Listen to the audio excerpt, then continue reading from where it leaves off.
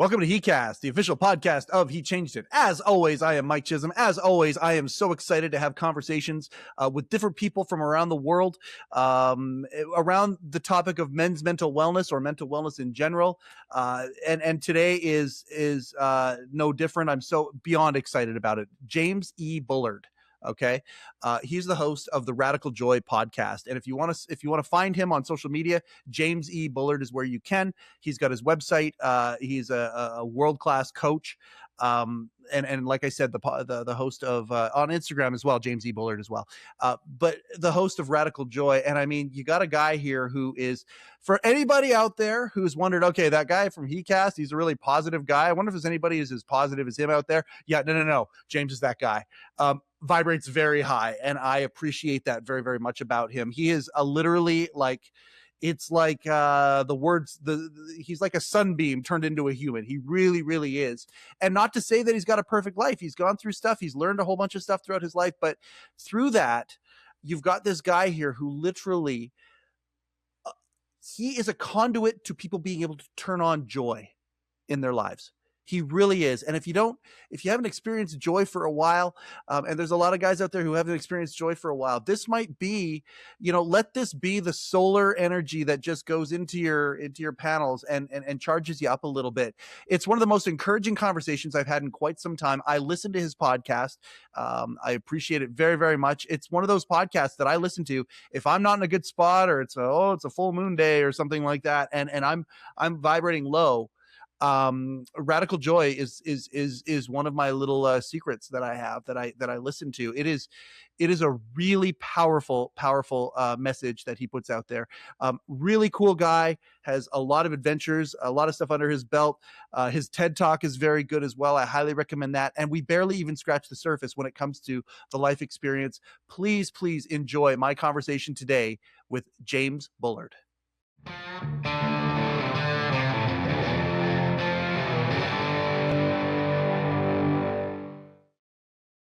James, I am very, very excited about this conversation. Every once in a while, I run into somebody who I feel like, just by their disposition, I realize they are a brother from another mother. That phrase gets used a lot, but man alive, when I started listening to Radical Joy, I felt like, oh my goodness, here's a person that gets me. It's taken me 50 years. I turned 50 this year. I know you're around that. I know, right? I'm a 76 already crushed baby. it. Yep. Yeah, there you go. and it's taken that long for me sometimes in some of the ways that I've been built to really recognize who I am.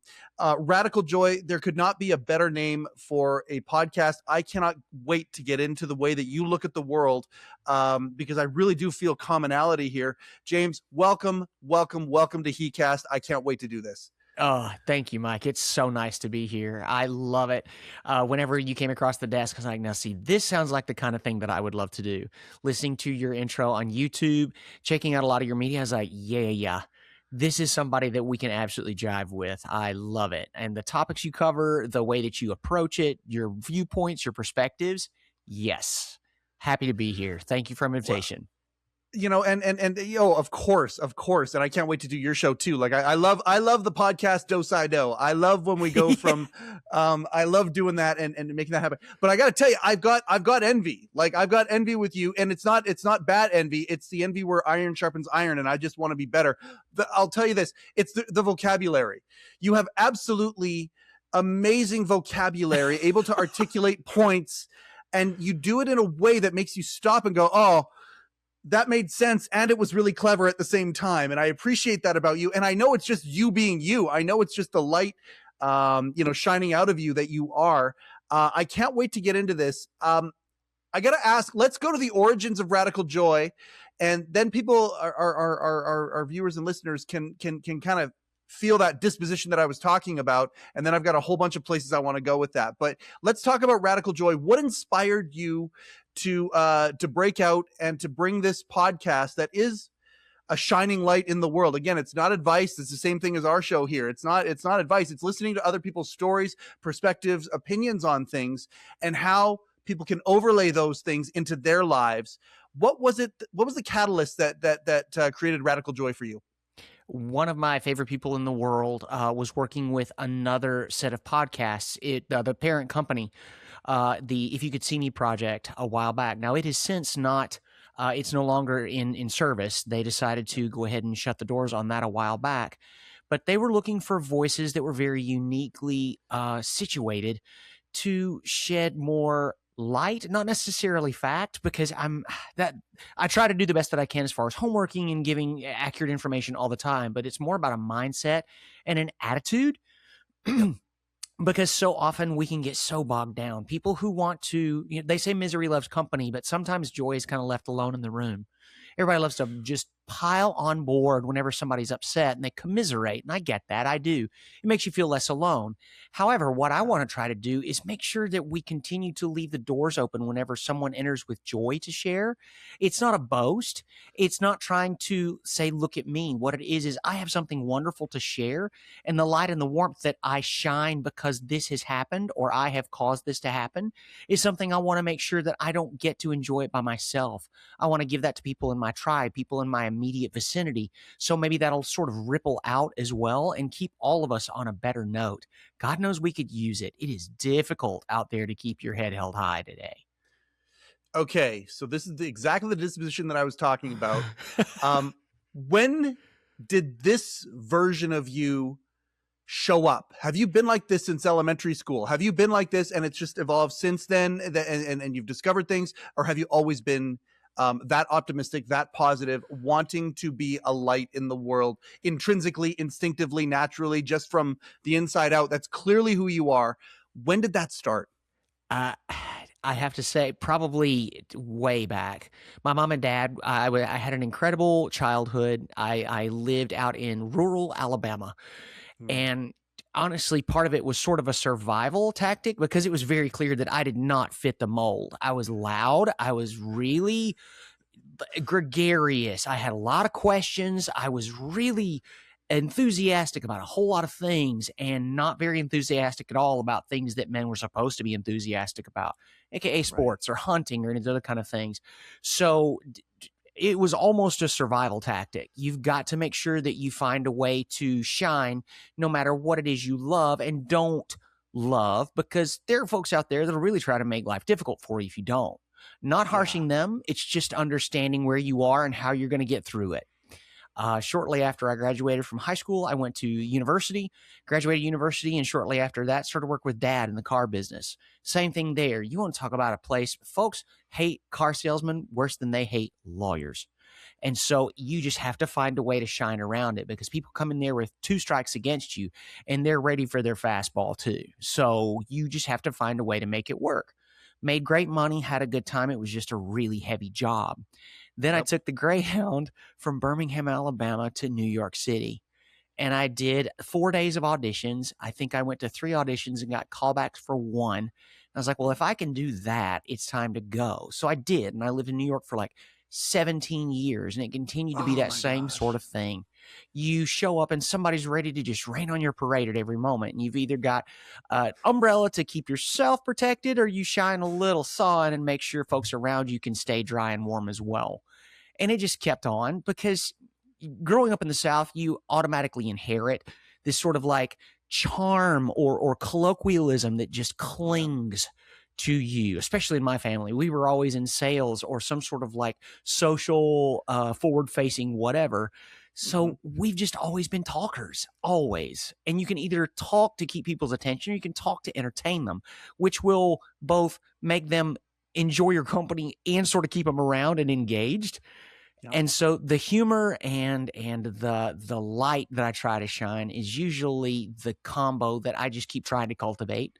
I keep trying to shine it around because it's the older I get and the less stupid I become, the more I realize it's like, this is in short supply. Again, not tooting my horn. I'm just saying if you find something that is rare, precious, valuable, however you want to look at it, you just try to keep making more of the same stuff because it kind of keeps you a little bit ahead of the game so you don't get lost in the shuffle. And it helps a whole lot of people along the way too. It really does. And my goodness, can I ever relate to your story in so many ways? I was the guy growing up, like, when I got my first kind of career job, I was a marketing guy for Costco. And it was when Costco was coming up. Like my first job was to go into businesses, and I'm like 21, 22 years old.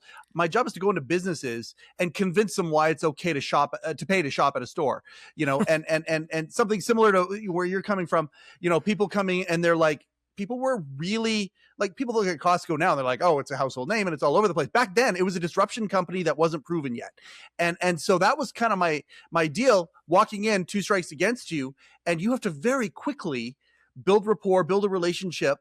And the thing about it is, I was always, to go back to elementary school, I was always the kid where 6 out of 10 would look at me and be like, oh, I want to be friends with this guy. He's like, he's bright light. He was bubbly. He's enthusiastic.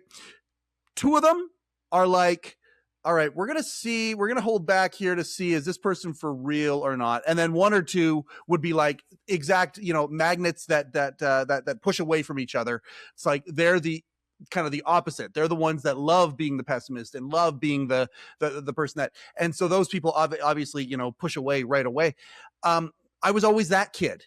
And even at Costco, I would remember bosses would be saying to me, okay, like, are you for real? Like, or they would tell me years later, because I stayed there a long time, I was always trying to figure you out, Mike, to see if you were actually for real or not. I imagine you probably had a lot of that as well. Oh gosh, so much. And I wish that the people that were in the 2 out of the 10 were as kind as you have described them. You were generous in that description, friend, because if your 2 were anything like my 2, those guys were real ring-tail tutors. Yep. Ooh, because it wasn't enough that they didn't like me. They wanted to make sure they were on a mission to knock you down a peg. It. Yep. They wanted to make sure everybody saw through whatever they thought was false. And I was like, go for it. I don't know what else to tell you. Pardon me. I never said that in school because I was nowhere near confident enough to say those kinds of things.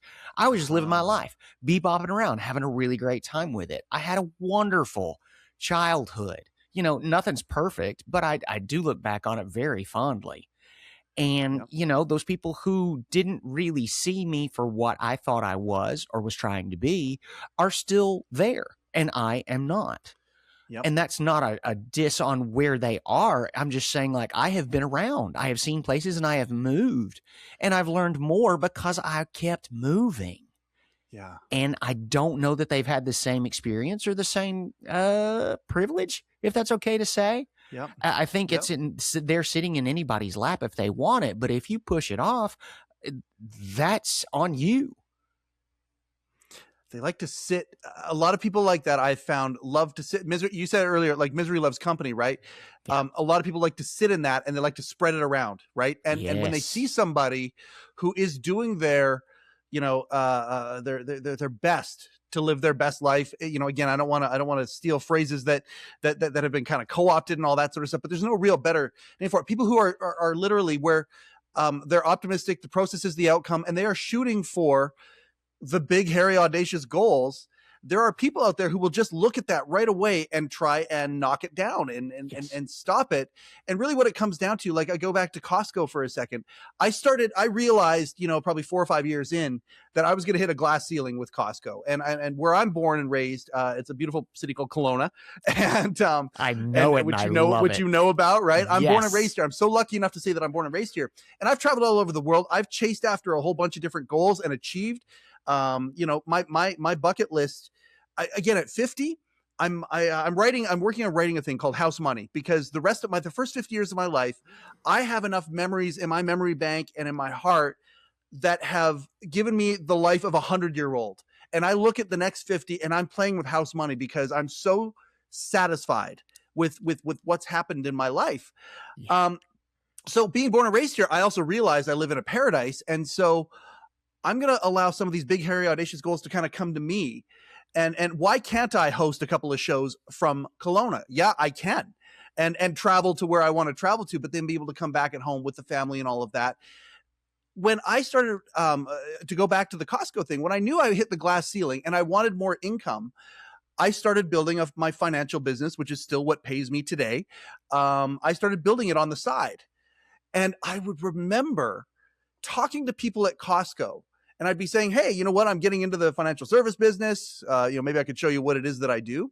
And I remember there was a percentage of people who were literally offended by what I, not because of what I was doing wasn't good for people, because what I do is good for people. I've been doing it for 21 years and I got a nice firm. But it was the fact that when they realized that I was trying to do something outside of the walls of that warehouse and trying to build something bigger and better for me, they then instinctively, without even, or subconsciously, I should even say, without knowing it, applied that to their filter of their viewpoint. And it became an I'm not enough, or I'm not good enough, or I've settled, or whatever. I'm not chasing my stuff.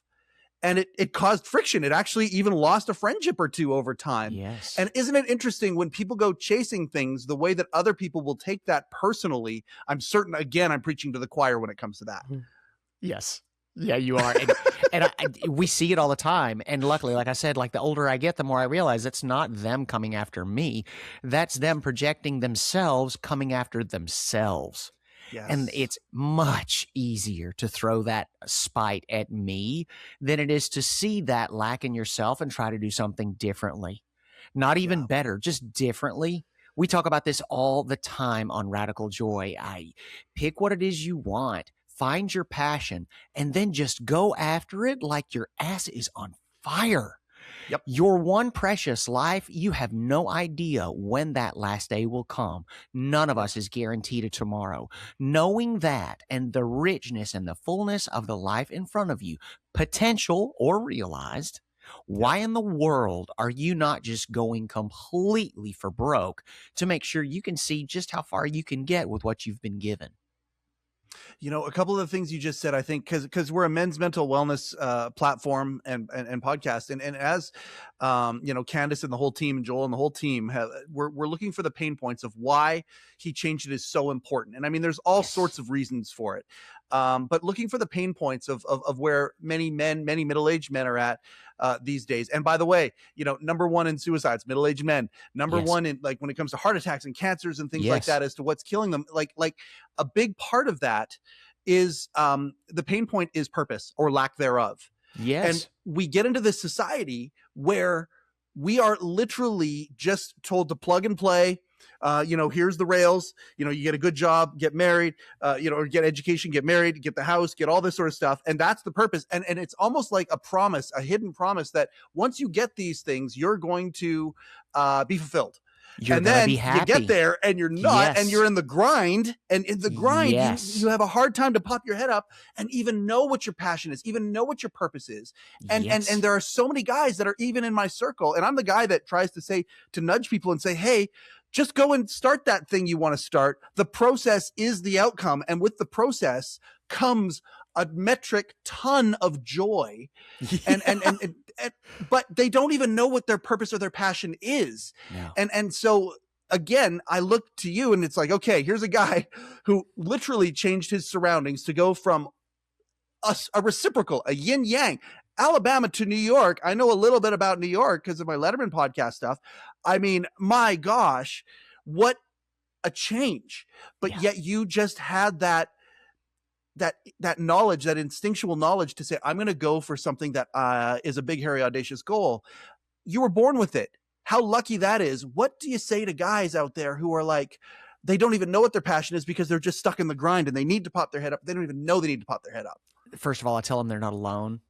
I tell them what they're doing is so unbelievably common. Not common in the fact that it is mundane, but common in the fact that so many men, especially in our age group, feel so similarly because they have done everything according to the book, to the letter. Yep. They got their education. They found the right partner. They had a family. They've got the house. They provided the grandchildren. They did literally everything right. Yep. And they're still wondering why they are empty and hollow and searching for something to give them purpose, for something to light up their souls with passion. And it's because they never asked it of themselves. They only listened to those around them, those who were supposed to be older and wiser, who had traveled these paths before. What they didn't realize maybe was that these men felt exactly the same way, but because we are ever so slightly more in touch with our emotions, Yep. that we could say this out loud. I think that previous generations were terrified to even mention it. The fact that I even said that they experienced terror in relation to this idea would probably be wildly offensive to older generations of men. My heart goes out to them. It's not pity. It breaks my heart that they were not given permission to be fully functioning emotional adults in a community of people that require emotion to succeed. Man, you put that so well. One of the things I wanted to pick your brain about is when you do Radical Joy, like, I can tell you're not scripted because you're moving so fast that there's no way you'd be able to read. Nope. There's no way. Is it when you do it, is it like, okay, 2 or 3 points I want to talk about today, and you just go from there? I just rattle. You're very talented at it. You're very, very, very good at it. And I know you're in the Netherlands, so I'm not going to compliment you too hard because I mean that's something you've been learning. I want to talk about that. Around here. Oh, you got to be careful. Yeah, edification's always been something that I enjoy. Like when I was listening to that episode, I chuckled to myself, because that's part of the way that people have said to me, okay, are you really for real? Because when I see something that I love, I can't help but gush about it. Yeah. And I edify people like crazy. Yes. And yet that's people have always gone, okay, is this guy for real? No, it really is. It's passion coming from the heart and doing that. And that's you doing the show. You, is that what you do? Just put 2 or 3 points down and you just go for it? That's it. That's literally all there is to it. I have a note in my phone that keeps a little asterisk for each episode of what I'm thinking. Like one of my most recent episodes that just came out is called Rip What You Sow, not Reap What You Sow. Yeah, rip. And I thought I was so clever with that. I was like, well done. Well done, you wordsmithery, you sir. And, pardon me for breaking my own arm to pat my own back, but this usually comes from a really harsh lesson or a stinking nasty workout or something that literally shakes everything on the outside that is artifice or that is put on or that is some sort of disguise or mask so that what is real is the only thing that is left. And so whenever we get to that point of it, we can really start to look at things the way that we need to as people, not just men, not just masculine feature presenting, yada, yada, yada, as people connected to other people who have a job, who have a responsibility to other people to be just as real and sincere and authentic as they possibly can. Because when we do that, it gives permission to everyone around us that perhaps isn't there yet, on their way, but maybe not quite there yet, to let them know, I see you. You are valuable. The thing you're doing is making waves, and it is covering ground, and that's so important. Men need purpose. People need purpose, but more importantly, men do. Women have this wonderful thing where they build these incredible bonds with each other, where they are loving and tactile and open, and they can discuss and discover so many things about each other. And men sit together on a sofa, silent, scratching balls, and doing nothing to connect any more deeply than that. It hurts me. Ain't nothing wrong with a little quiet time on the sofa with your brother, man, because you don't always have to be running your face 24/7.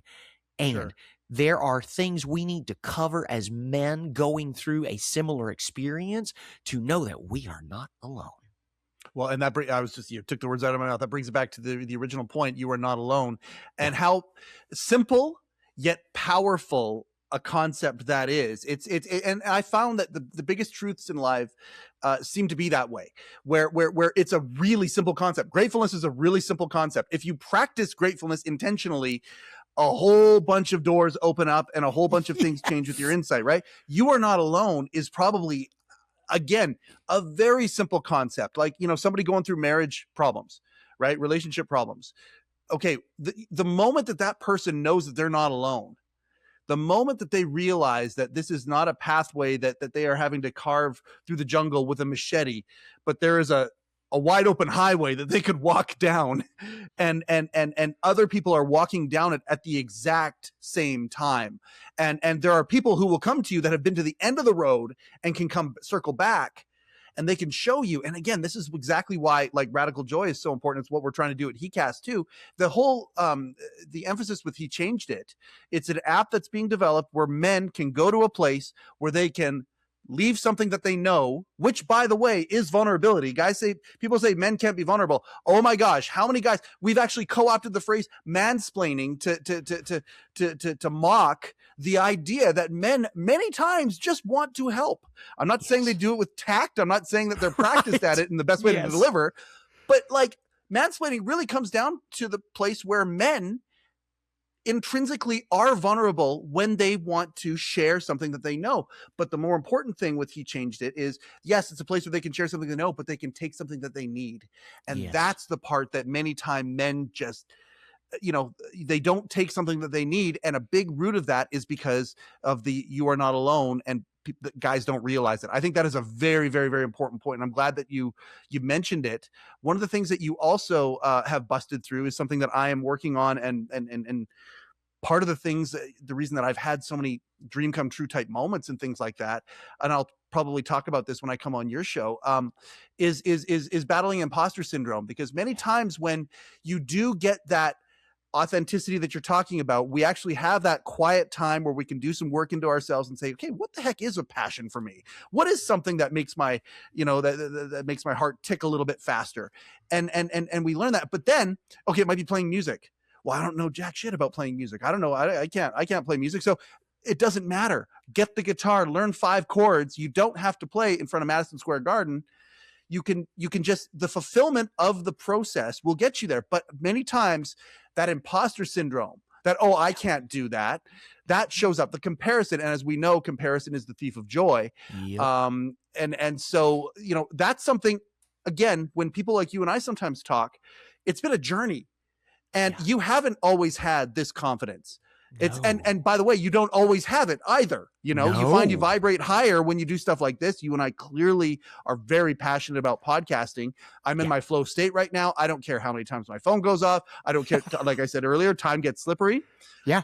But the idea of finding that passion, but then giving yourself the permission to go down that path and start exploring it, that can be, because of that imposter thing, a difficult thing. You've gone through that. And I want you to talk about it, because I think that there are guys who have listened to this conversation thus far who would be very surprised to know that. Oh, gosh, yeah. Well, here's the thing, too. Learning the new thing, like you're talking about following your passion for music. I love music. I want to be a part of that.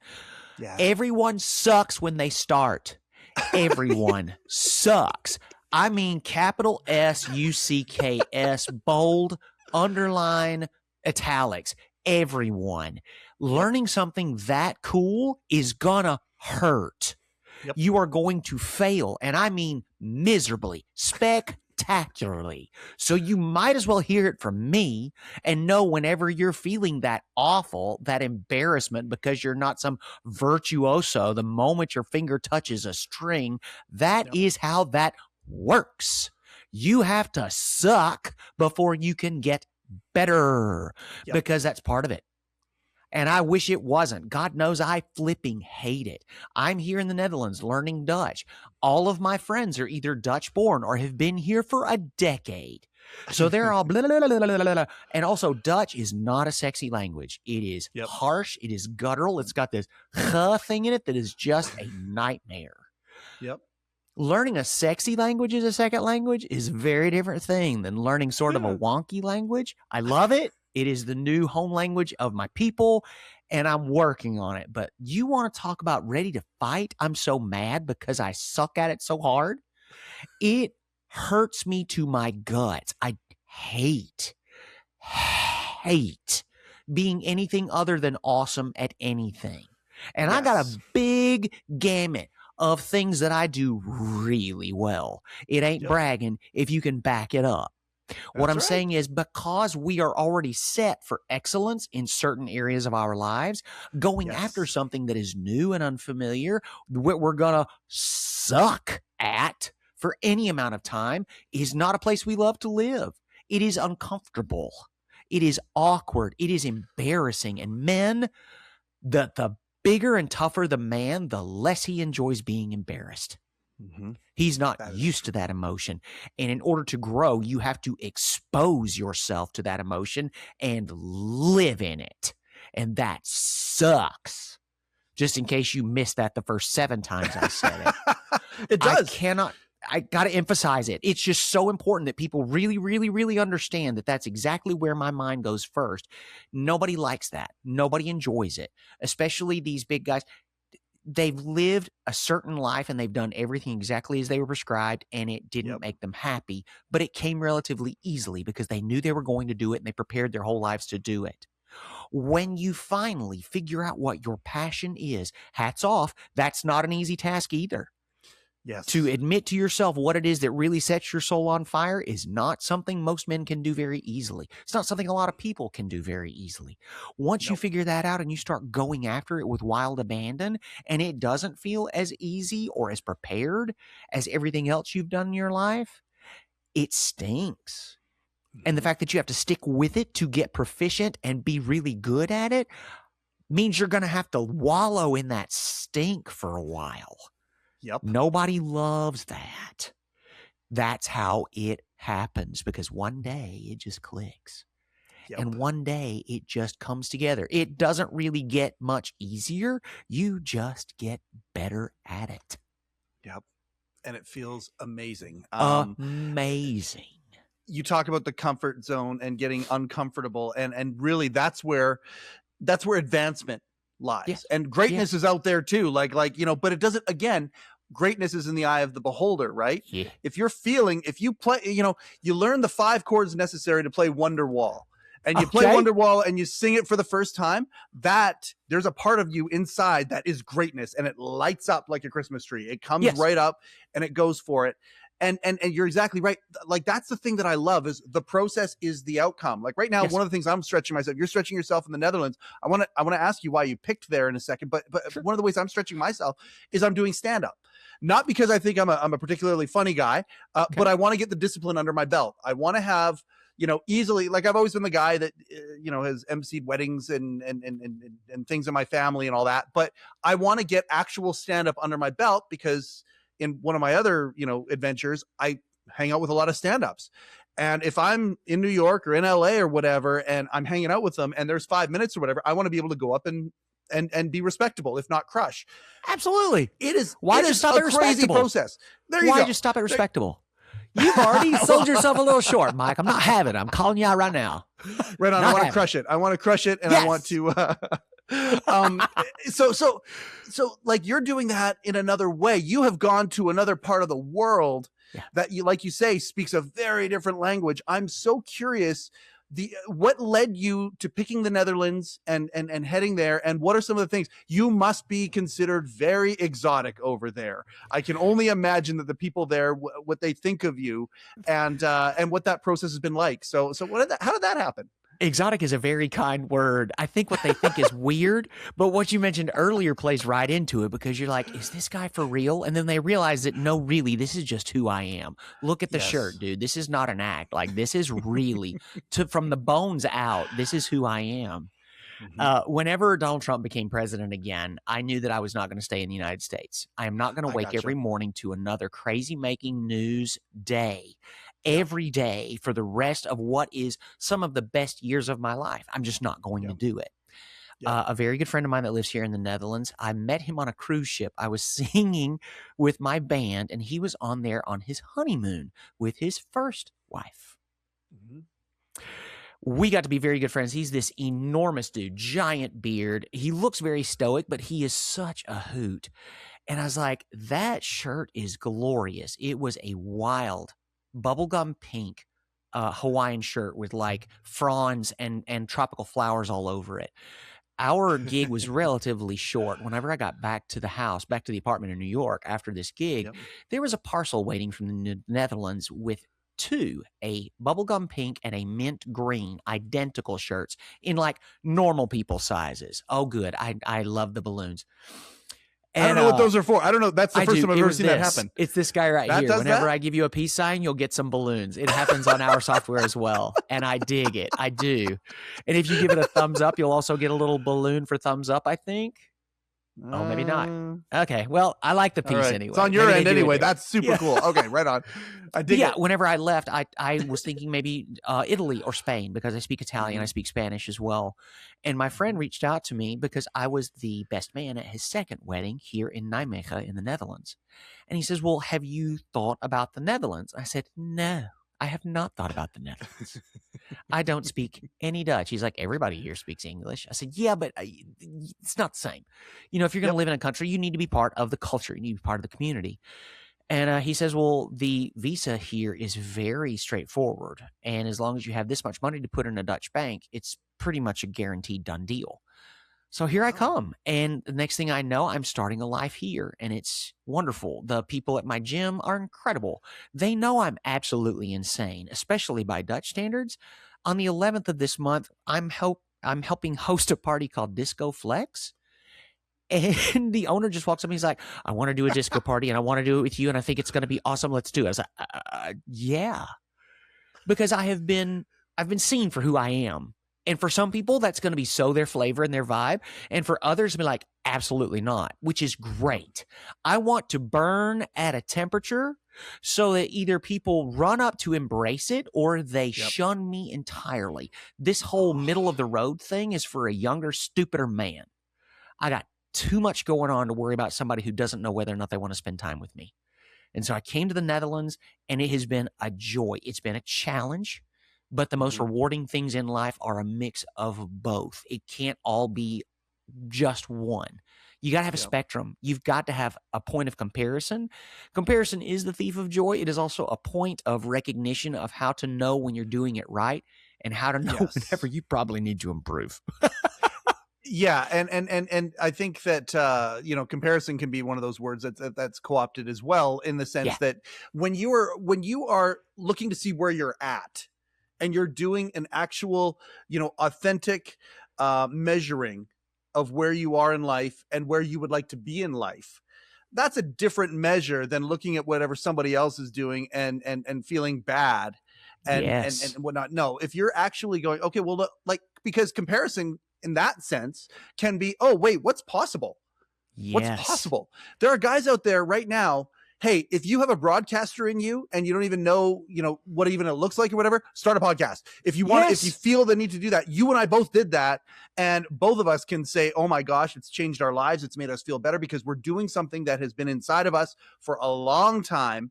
And it was almost like, for me, because I wasn't the guy who was going to go and get a broadcasting degree and things like that. That seemed so foreign to me where I grew up. It was almost like the medium suddenly showed up, and now the medium is there. Oh my goodness. And all the doors just flew wide open. There are guys right now who are listening to this, trying to figure out what their medium is, whatever it might be. And we live in a world now where the sky has never been higher. There is no limit. There's never been the sky's the limit, but the sky's never been higher because of technology, because of some of the good things that are out there. And that brings me to something else I want you to talk about, because in your TED Talk, one of the very last lines of your TED Talk, I actually wrote it down on my phone. My phone's across the room right now, but one of the very last lines in the TED Talk, I love your take on AI, because so many people have these fearful takes on AI. And listening to you talk about creativity and the creativity that only a human, specifically people who are listening to this, you are fearfully and wonderfully made. You are the only one who is like you ever. And if you've gone to try and make yourself like other people, it kind of takes away the fact that you are as individual as you are. And because each human is so individual, that creativity is going to be what feeds the machine, and the machine is always going to want to be fed. Did I just sum up what your point of view is? And I would love you to talk about that, because your take on creativity, James, seriously, I just adore it. Thank you. You're really close. I don't love to think about it as feeding the machine, because that makes me feel more like fodder than it does about the source code. We are the original. Okay, make no mistake. AI is glorious. It is here. It is not going anywhere. For someone to think that it's going to just evaporate is the same thing people thought 20 years ago and thought the internet was a fad. Please understand, this is not something that is going away. Knowing that, severely confident in that fact, why in the world would I not educate myself on how to use that ethically, responsibly, and understand that I am the original? Yes. I use it to improve something that I have already created and I'm wildly proud of. And whatever the machine cranks out may be something I will never use. Knowing that, why would I not at least utilize this to see what it sees of my work, how it would change it, augment it, refine it, sharpen it, brighten it? And make the call then to know if it's an improvement or if it's just now it's lost the voice that is very so specifically me. Yeah. We're given an opportunity. We're given world-changing technology. To shun it, to ignore it is not the way to approach that, in my opinion. Yeah. It's learn what you can from it. Help it enrich whatever it is that you're putting into the world. Make sure it says your message as clearly as possible. And then keep going with your source code. It's a tool. We're doing that. It's Period. A tool, and we're doing it. We're doing it right now. Us having this conversation right now that's going into the digital realm is going to affect the AI and how it works. And guess what? Yes. Every single other person out there is doing the same thing. Yes. And I think I'm an optimist. I like to think that most people at the end of the day want what's good for them, for their family, for the people around them, for their community, for what's in the world. Are there outliers to that? Of course there are. Of course there's darkness. Of course there's those 1 or 2 out of 10, whatever it is, right? But at the end of the day, if there's more of us, if there's more people who are trying to shine that light out there, and we're doing that in the things that we create, we're using our creativity to make that, the AI is it's taking from us. Yeah. And that's why we got to make new stuff. Ours. Yeah. I love some of the music that's out there for AI. Okay. Like there's there's a I don't even know the channel, and I feel bad because the person who came up with it is absolutely so clever. That has taken, you know, I'm a big hip hop fan. I love all music, but hip hop is one of the genres I love. And they've taken like 50 Cent songs and they've put it and made them into like these old school bluesy jazz versions of these songs, you know, using the same lyrics. And then it's so clever. It's so clever and it's great. And I can spend 2 or 3 hours listening to it while I'm writing or doing something. It's awesome. But it has a limit to it. Sure. Exactly. Well, these kind of things are around, and it's not that we don't think that people aren't capable. I have full faith in so many of our people to come up with the most glorious creations and discoveries and all these other kind of things. It's just that AI will make it happen faster. Yep. Let's be honest. And two, if you can feed it to that and it'll come out, you know, it took years and tons of money and production value and all those other kind of things to make Lounge of the Machine a thing. And even now it's like, you know, we know it because we dig it. We love what they're trying to do. We see it. Yes. You know, I see the awesome in you. I got you. Yes. That's not the world at large. I feel kind of proud of us for being able to see those kind of things for the value that they are. And this other thing, it gets more of this out. Like it creates it puts it out there so people can see it, they can get exposed to it, they know what they like, and then they can look for more things that were probably, you know, human created instead of machine created. Yes, the human influence is there. Wouldn't it be nice to find something that was original from start to finish, all human creation? Sweet. It's just like going to Google. You know, I can go to Google and I can get all the headlines, or I can go to Google, get the headlines, and continue to do my homework and be more fully informed. Very similar situation. I know where I want to start by asking AI the questions, by giving it the prompts. And then I also understand that whenever I do that, it's almost like a Wikipedia page on steroids. Yep. And I need to look for individual sources instead of something that was just sort of mashed together by basically the entire wealth of human knowledge as we know it. Yeah, that's exactly right. Like to go back to that music for a second, the Black Album by Metallica is one of my greatest, like as far as I'm concerned, that's one of the greatest pieces of art ever created. You can go online and you can find an AI created funk version of that album. The entire album done in funk. It sounds like Sly and the Family Stone doing it. Here's the thing. we still need Metallica to make the cool things so then we can play with the cool things. And we need to figure that out. And that's where the human part of the equation will never die, because as we continue to grow as a species, the creativity is the driving force that separates us from out of these things. And these are just tools. I just love that so much. And creating things. And that's what I want to help inspire people to do, whatever it is, whatever creativity means for the people that are listening to this or watching this. What does that mean for you? And again, there are challenges. We've got these devices that their goal is to get us spending more time on the devices. That's the goal, right? But sometimes it's just really cool to kind of sit back and be bored, to be in a place where you let the mind start doing its thing, because it does. Even if you feel like you're bored, you're not really bored. There are parts of the brain that are working right now, and you don't have them occupied by devices. And I think that that's a huge part of it as well. I agree. I do. And something that just sparked in my mind while we were talking about these kinds of things, humanity is the source code. And as we were talking earlier, there is a very large portion of manhood that is sort of locked away in our humanity, because the emotions that we are supposed to feel, just being human animals, is often denied us because it is seen as weak. It is seen as something other than masculine. And the technology that comes to play whenever what we're talking about in artificial intelligence does give a bit of a pass if we just throw ourselves at it and let the machine do all the work, because that means we don't need all of our humanity to still create these kinds of things that are so very human-centered. Meaning there are people out there who were not allowed to feel the full spectrum of human emotion, and they are finding this to be a wild relief, perhaps, because they don't have to face those things. They can be creative. They can be artistic. They can make something new out of something that existed before without having to face the reality of the wholeness of their humanity. And that scares me, because men don't realize how badly they need it. They just don't know, because everything is working against them in the whole process. Something you mentioned earlier about chasing greatness. Greatness doesn't feel like greatness to the people who are great. That's right. It feels like just another day at the office. So whenever I am doing this thing that everyone else thinks is so cool, but it's just something that I naturally have an affinity or an aptitude to do well, it doesn't feel like greatness. It doesn't feel like anything out of the ordinary.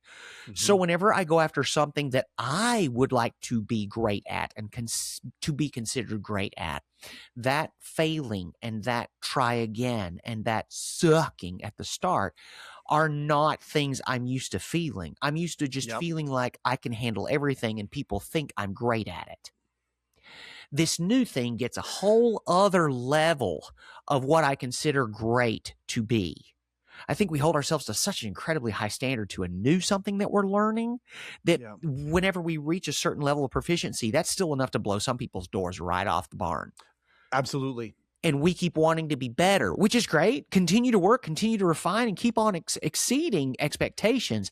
However, please understand that those come in stair steps as well. It's great that you get those 5 chords in so you can get Wonderwall or whatever it is you want to do, Champagne Supernova, however you like to play it. Yes.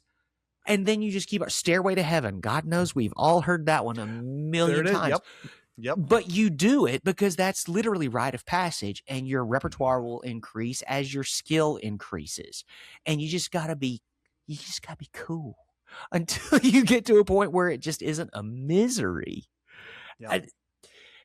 I hope I'm not I don't want to hijack the conversation, but I think that so much of the technology things really do come back to what men are experiencing and don't realize how much they're missing in this. I have Mediterranean friends. I live in Europe now, so I have friends that are super tactile. And their idea of personal space is much slimmer than what I'm used to, okay? Wow. And there was a part of me that felt very awkward about it at first. Now, I love a hug. I do love a hug. Like, I'll Sure. grab you and I'll squeeze you, you know, especially after a nasty workout or, you know, haven't seen you in a while, any number of Yep. things. This is different. This is calm, extended play, Yep. resting of a hand on the back of a neck, on a leg, an arm, a shoulder, and it just rests there and stays while someone is talking to you to make their point. And you're like, this person is touching me. They have not stopped touching me. Da, da, da, da, da. And once those red flags and alarm bells start to kind of calm down and realize that you're not in danger, it is incredibly calming and connecting to know that this person is only doing that to further and deepen that connection while they're speaking to you on something that is important to them, because you are important to them. And so many men, especially in like North American culture, etc., have no point of reference for this, because anything more than a slap on the back 3 times when you're getting a hug, or like one of these terrible, miserable side hug bullshit things. No. If I'm hugging you, you better be prepared from knee to shoulder. I'm full body pressing you. And if you try to get away, I'm going to squeeze you until you squeak. I've broken 2 ribs on 2 different human beings for exactly that thing. The balloons were amazing on that. I love it. It's so perfect. But you have to understand, like, I am willing to wound people for this connection. Did I mean to? Of course not. It was completely unintentional, clearly. And it was so important to me that I was willing to hold on so hard that it actually injured people whom I love. Like, this wasn't, you know, some kind of like passive aggressor. No, it was literally someone that I cared very deeply about. And sometimes the only way you communicate that clearly, especially wrong, you know, cavemen-minded jerks like we can be sometimes, is to almost prove who's the alpha. Look, I've got you, and no matter how you wiggle right now, I still have you. So you might as well just let it happen. I understand this sounds somewhat like assault. Please understand that I mean this from a very loving and respectful place. I do. Because there's also a moment in that hug where you feel that person melt, where you feel that person's defenses start to crumble, and where you feel that breath, where's that deep sigh, where that person's ribs literally start to lock inside your own. And, you know, there's something that you hear in your head that you can't say out loud because that will put someone on their defensive again. I know you needed this because I needed this. And you're the one I chose to share this with. Please don't leave me alone. It's all connection. And it's all connection. And you look at technology, like, again, to go back to the technology thing to make your point right now, you and I are connecting. We're connecting on a huge level. Why are we doing it? I'm in Canada. You're in the Netherlands, but we're doing it through the ones and zeros, and we're doing it through technology. And I can feel you through this. And I know you can feel the same way, because we're both, you know, we both love this. And part of the reason that we love this is the connection that you get in doing this, this amazing medium. We're using technology to connect. Yes. And there are so many people that are using technology to disconnect. And that's where that lack of awareness comes in. If you're aware, if you suddenly can pop your head up, like I say, like I love to say, you're like the little whack-a-mole, right? Pop the head up, right? But you're not going to get smashed. You're going to see what's going on around instead of what's just in that little hole. And I feel so many people are shutting down, shutting off, and they're just plugging, you know, into a device in front of them to escape. But the exact opposite is what we need. We need to connect more. We need to, exactly what you just said. A connection is so, so vital, because we as a species crave connection. You go all the way back and you look at what tribalism from back in the day, the primal mind, you know, the reptile brain still craved connection. And that's where the tribalism comes from, right? Now it's been that's something that's been co-opted as well and weaponized, I feel. And that's what's created a lot of the polarization that's out there. When really, at the end of the day, do we want to be polarized? No. We want to be connected. And why is it so important, and why is it so powerful? It's because forces are taking people and connecting them in a perverted way. They're connecting them so they can say, okay, these are the enemies. Let's all band together. And whatever it is, whether it's a concept, whether it's a group of people, whether it's a political party, whatever it is, those people are the enemy. When really, at the end of the day, what we're really just looking for is connection. Yeah. And I mean, I don't think I could have ever articulated it better than you just did. But I mean, it's so important. It's so important. And I mean, whether you get that through the people at the gym, Yeah. people that you do hobbies with, if it's people at work or whatever, we need that connection. And for if guys are out there that are feeling that, my humble opinion is that perhaps if you're feeling alone, you probably are, and it might not be a bad idea to connect. Yes. Also, gentlemen out there listening, your partner is not your only person. Mm-hmm. You need to understand you need, capital N, a tribe. You need a group of people, because one person in your life cannot be your end all, be all, solve all. Mm-hmm. Please, please hear me when I say this. I have very little to advise to impart to anyone. I can tell you my experience and let you know that trying to get everything out of your romantic partner, your life partner, instead of having that spread around a group of people, is very hurtful to both of you. Oh, why is it hurtful for both? I love that, and it's true, and I know it. I'm experiencing it. Why do you go down that path a little bit more? Because I think there's going to be a group of people that have kind of perked their ears up at that, what you just said. Good. No, because, well, here's the thing. If you put all of that at the feet of your loving partner, let's just assume a heterosexual relationship here. You put all that at the feet of your wife, and she feels overwhelmed because men have been having the only person they've ever been taught that they can be fully and wholly emotional with is their partner. Yes. Is their girlfriend, is their wife. That's the only person where it's safe enough for you to be completely vulnerable and alone and open to all of the feelings that are inside this human soul. Yep. Imagine how overwhelming that must be for someone who is already fully in connection with their human soul, and now they have to carry all of yours too. Not to mention the years of trauma you may have endured, not to mention so many other things that you are dealing with that is simply far too much for one person to handle on their own. Yep. It's overwhelming for them, and then let's get into the part where there may be feelings of guilt when they can't handle two people's worth of emotion. Even though that's not realistic by any stretch, they will still take that on, those ill feelings that they were not enough to take that on for both of you. It is not fair. It is unjust. And if you love that person the way you're supposed to love that person, you don't ask that of them.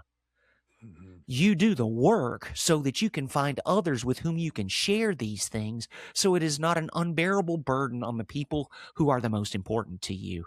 It's split among a group of 8, 10, 12, however many you. It's like an emotional Horcrux. You gotta split it up, and you gotta give it away.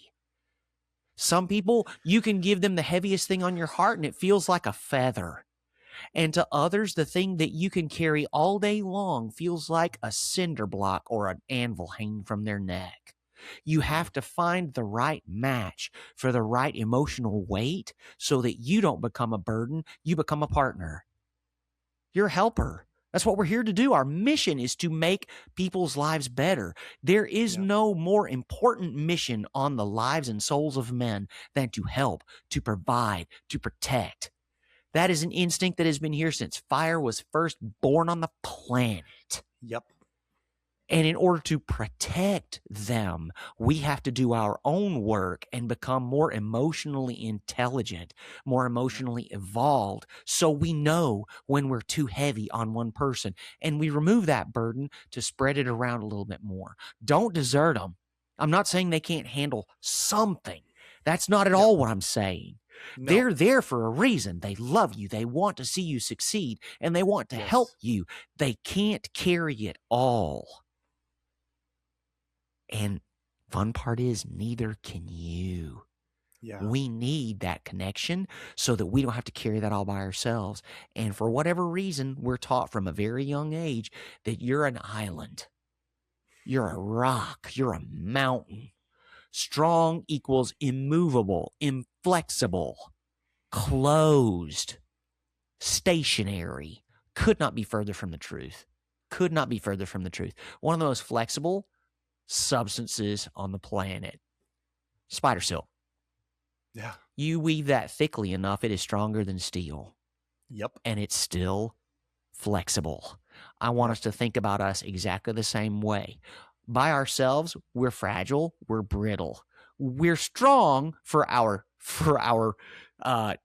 uh, breadth of line. When we connect with everyone else and we start to weave that rope, that cable, Yep. we become Yep. infinitely stronger. And we have to continue to look at it that way. Look for whatever metaphor you need. Look for whatever picture that helps you get there. You've got to get there, men. Yep. It's not an accusation. It is a plea. You're Yep. going to be so much better off. Oh, my goodness. Whenever So you too will learn, everyone around you, by the way. Thank you. Yep. That's it. If it's not enough that you do it for yourself, do it for everybody around you who wants to see you succeed, who's there to watch it, and they're waiting. Oh my God, they're just bated breath waiting for you to break through because they know you're almost there. You want it so badly. They can tell you want it badly because you're a good human being. You're a good person inside. You just don't know what it is you have to do to cross that threshold. And that's okay because no one's trying to instruct you. They're trying to be good examples, especially the women. We look to them for the wisdom and the how-to on something like that so that we can be better and more like it.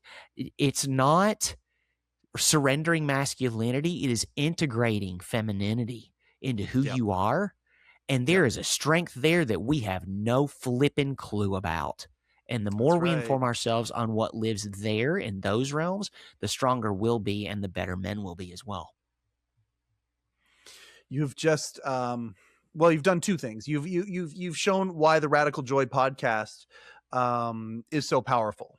Because I just feel like I was listening to an episode of your show. It's so good, and that's you. And you are. That's the thing I love about you is that you are unabashedly, unapologetically you. And authenticity, again, not that there's not low moments, again, for those, there's ups and downs in life, right? But you are being unapologetically, unabashedly you are that on the show. And at the same time, so the second thing, that's the first thing, is it's why your show is so powerful. The second thing is you just literally summed up why He Changed It exists. That is exactly what the whole purpose of this thing is. It's so guys, who everybody has a phone, everybody has, what if when you're going through these things, when you're pondering these things, when the water is coming over the bow of the boat, what if you had a tool that you could immediately go to? And if you want to be anonymous, you can be anonymous. If you want to go in and just, maybe you find your tribe in there. Maybe there's 2 or 3 people that you kind of connect with or whatever. And they're a mastermind group for you. There are those people who can help be that person who can give, like you said, light as a feather. It's light as a feather, hearing what somebody's going through and being able to kind of give, honest feedback and again, get that you're not alone. Well, guess what? That's exactly what He Changed It is trying to build. And you just made the case for why they're trying to build it and why it's so needed. And speaking of which, your podcast is needed. I can't tell you, James, I cannot tell you how much I appreciate the fact that your particular sunbeam is shining on this planet right now. It is, and again, it's not to blow smoke. It's not, it's so necessary. And sometimes the people with the voices that are willing to speak a little bit louder or a little bit different of a vocabulary, are the ones who are going to help make change for people. You're at the top of that list. And I can't tell you how much I like, again, we know we're both podcasters. We know how slippery time is. We're already there. I can't wait for the next time. You're going to come back. I'm demanding that you're going to come back. You. Well, I'm looking forward to having you on Radical Joy as well. This is going to be amazing. I can't wait. So that way I can glow on you. Ooh, because you have just like, God, the ego stroke I have received in this hour. For the love of all that is holy. I'm like, geez, I'm not going to be able to go to sleep for a while now. I'm going to have to like strut around the block a moment. So when people, other than if they want to, come to the Netherlands and find your block as to that you're strutting around, how do people find you? Like Radical Joy, obviously it's on all the podcast platforms. Yes. Do you do a social media presence as well? Or is basically everything that you do kind of through the podcast? I do a social media presence as well. On Instagram, it's James E. Bullard, and that's I'll send it to you. So if we want to add it to the show notes or what have you, it's there. Oh, yeah. Because I also do coaching, like something that you mentioned earlier before is like most men don't know what they want. That's exactly what I do. I do strategic planning and identity clarification. because a lot of men are stuck on cruise control. They're very Mm-hmm. successful in a monetary position in definitions of life set by others on their lives. And they Yep. still have this feeling of emptiness or loneliness or whatever. Okay, if you're ready to make some sort of change, you need to figure out what it is you want. And most men, Yes. most like high percentage, don't know what that even looks like, don't even know where to start. So we work together to figure that out. We figure out what you don't want, because a lot of people know that. We Yes. flip it, and then we refine it to figure out what it is you do want. And we make small, consistent steps together so that you can sort of like make easy steps toward it, consistent, but not these giant leaps. Giant leaps don't get you anywhere because you can hurt yourself whenever you land. Small, consistent steps toward a goal are the way to do it, because small steps every single day will get you there. It just may not feel as quick as you'd want it. Impatient, party of one. Sure. But that's what I do. I just help people figure out what it is they want, make steps to do it, and then I cheerlead aggressively in their corner. Tell them what they're doing right. Tell them what they're doing that could use some improvement or some clarification, or perhaps just a little tweak in direction, and away we go. Just listening to you, I mean, like I think about Dr. Stephen Covey talking about, reactive language versus proactive language. I focus on what they're great at, and I cheerlead that, and then I help them improve where they're improving. Because again, I don't suck at something. I'm improving every day. I'm getting better at this. And that's that proactive language that if we just change the way that we just looked at things just a little bit, like you said, just a little bit from reactive to proactive, that's going to put us on a completely different trajectory. So if people want to look towards that, is the best place to find you on social media for that, or is there do you have a website that you want to throw that as well? Too you can go to www.jamesebullard.com, or you can go on Instagram to James E. Bullard and find me there, because I'm everywhere. I'm kind of like Santa Claus. And plus, it's real easy to spot me, because you're going to hear the Southern twang. You're going to see a ridiculous shirt, this big, stupid pompadour. Like, so many things just go into the bucket of Bullard. It's not like I'm hard to find. I'm glad you're not. I'm glad you're not. Like, I really am. I'm so glad.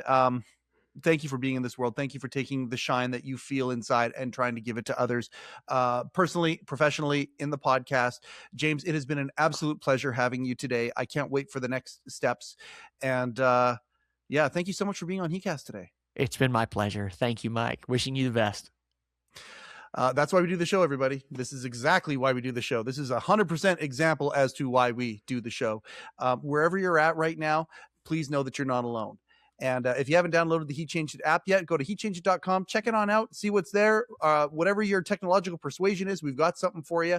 This has been another episode of heCast, the official podcast of He Changed It. My name is Mike Chisholm. Go change something.